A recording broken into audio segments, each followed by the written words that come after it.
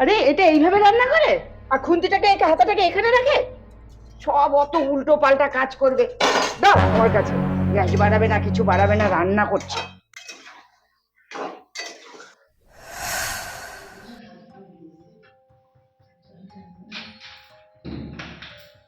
আলমারিটা গুছিয়ে নিয়েছি, যাই গিয়ে আটাটা মেখে ফেলি। এই মেয়ে, তোমাকে এত মাতব্বরি করতে বলেছে কি আমার সংসারে? আমার সংসারে এত বছর যেভাবে কাজ হয়েছে সেভাবেই কাজ হবে, আর যেখানে জিনিস যেখানে ছিল সেখানেই থাকবে। একটুকু মাতব্বরি করতে যাবে না। আর শোনো, তোমাকে যেটুকু বলা হবে সেটুকুই করবে। আর এসছে ফোকর দালালি করতে, সে কাজ দেখাতে যায় আমার সংসারে এসে। আমার সংসারের জিনিস যেখানে যেটা সেখানে সেটাই থাকবে। দুদিন আসতে না আসতে যেন সংসারটা ওর হাতের মধ্যে এসে যাচ্ছে। সীমাতব্বর। জন্মের ব্যথা পায়। এই নাও চা।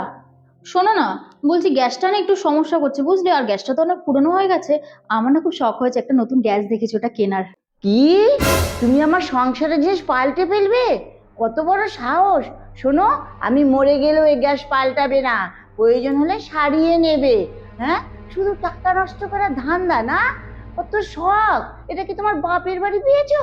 মা, এটা যখন তোমার সংসার, তোমারই সবকিছু, তাহলে তো এক কাজ করতে হয়, আমাকে ওকে আলাদা চলে যেতে হয়। আর না হলে যদি এই বাড়িতে থাকতে হয় তাহলে তো তোমাদের দুজনকে মানিয়ে নিতে হবে।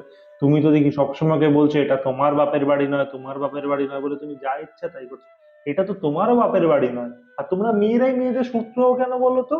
ও একটা জায়গা থেকে এসছে, কোথায় মানিয়ে গুছিয়ে নেবে তা না, এটা ওর বাপের বাড়ি নয়, ওর বাপের বাড়ি নয় কেন করে এগুলো তুমি বারবার?